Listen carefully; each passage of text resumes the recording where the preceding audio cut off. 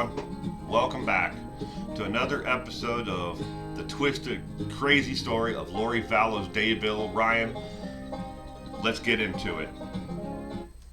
So, to answer a couple of questions and a truly honest mistake that on my part, because I have to give you the full story of why I did what I did.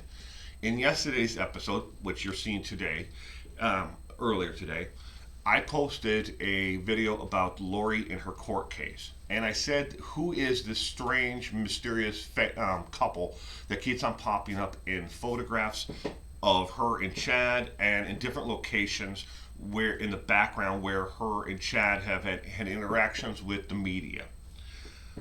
I can't use those images. I tried to use those images, but they are the property of Getty Images. And in order to use those, I have to pay a royalty to Getty Images in order to use those photos. Now, this photo you see here of them, where I've circled them, in the courtroom, this is in public domain. It was filmed by the news studio and by the Associated Press, so I can use this photo copyright free. I don't have to pay a royalty to use this photo. This same couple can be seen in the news coverage, if you see the whole unedited version of the court date where Lori was arrested and then she got her $5 million bail originally last week. If you watch the footage of people coming into the courtroom and coming into the courthouse, this same couple is pictured in that news footage. I don't know if it's still on Channel 4's news or not, but you can clearly see, as clear as day, this same couple. And in that video footage, she's wearing kind of like a peach top that has like lace here, and he's wearing a button-down light blue dress shirt and slacks. You can't really see what she's wearing. It looks like she may be wearing capris, but you can't really tell, what they are. So, and I'm not much of a fashion person, but you can definitely see them coming into the courtroom and that bail hearing. You can see them in the background here, which this photo is from yesterday in the background. And then when she's sitting in the background and she turns to him and she mouths, the camera's watching us. So that, you can't dispute that. All right, and the other images that I can't put up here without paying a royalty for, I can't, those photos are of them out when they were on the town at a pool party. You can see them at the pool party. You can also see the same couple who is there in the background while they're out window shopping.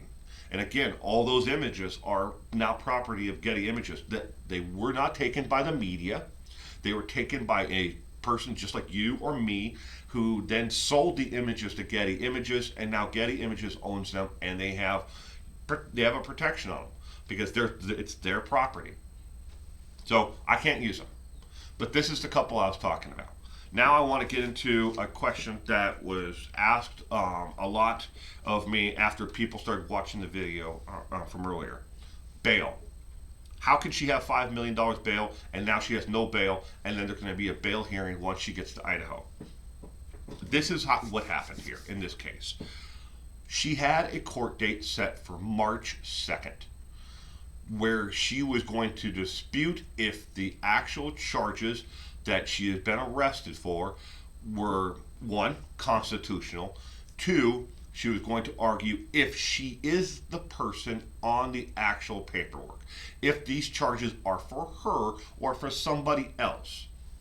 That court date, again, was set for March 2nd. They vacated, her and her attorney vacated, which means that they're not going to have the court date now, because she signed the waiver to have herself extradited from Hawaii to Idaho. So if she wouldn't have signed that, she would have been still in jail, and she could have, and the bail amount would have been $5 million. But the moment she signed that waiver and said, extradite me back to Idaho, there is no bail. There's no bail if you're waiting in jail and then you get to, you're waiting for the state of Idaho to pick you up and take you back. There's no bail. And even the DA brought up this actual point. He's like, I just want to make sure that there is no bail from the time that she signs this until, and she knows that she can't bail out until this person comes, because what they don't want to do is have someone from Idaho come all the way to Hawaii to pick her up and she bailed out the day before. All right. So again, $5 million bail. Then the bail part of it was erased immediately as soon as her and her attorney said that they don't want that court date on March 2nd. She's not going to contest this any further. Exited her back. No bail. Bail's gone. So she doesn't have bail now. When she gets back to Idaho, she will have to have a secondary, or in this case, a thirdary bail hearing in the state of Idaho, where the same court system that she stuck her nose up to and said, I'm better than you, I don't want to be here, I don't have to be here, this is all crap. That same courthouse, those same judges, those same people that she did that to, are now going to be there to say, okay, this is your bail. Is she going to get less than $5 million? I highly freaking doubt that. Will she get more? Possibly. And the more likelihood is they're going to remand her once she gets back, and after she has a bail hearing, they're going to remand her with no bail. No bail at all is most likely what is going to happen, because she's already proven over and over again from 2009 through 2011, through her divorce and custody hearings with Mr. Ryan, and after that in 2014, and now in 2020, in 2019, she's been, when the court has told her to do something, she just said, you know what, I don't have to do this. I don't want to do this. You can't make me do this. So she just, whenever they wanted her to do something, she just left. She's like, I don't have to be here. The bigger picture is, we still don't know where JJ and Tylee are. That's the bigger picture.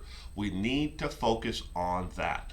Somebody out there besides the niece, besides Chad, and besides Lori, knows where these kids are. Somebody has seen them. You may have seen them. You may have been, just pushing your shopping cart down the aisle at a grocery store, in Pocatello, Idaho, or in Rathdrum, Idaho, or, in Spokane, Washington. You may have been pushing your shopping cart, and not realize that is JJ, walking along with this elderly couple or this other couple, because they may have changed his appearance, but you've seen something. Somebody out there has seen these kids. You don't just vanish off the face of the earth and nobody sees you. I believe they're alive. I believe that Lori is hiding them separately because it reduces the chance of them actually being seen. She believes that she can hide JJ with a couple that is protective and will never let him out into public. And when it comes to Tylee, I think she put Tylee off with some, off the grid, group of firm believers, who believe in this entire doomsday prophecy, and that she has gotten an actual message herself. I believe that's what she has done.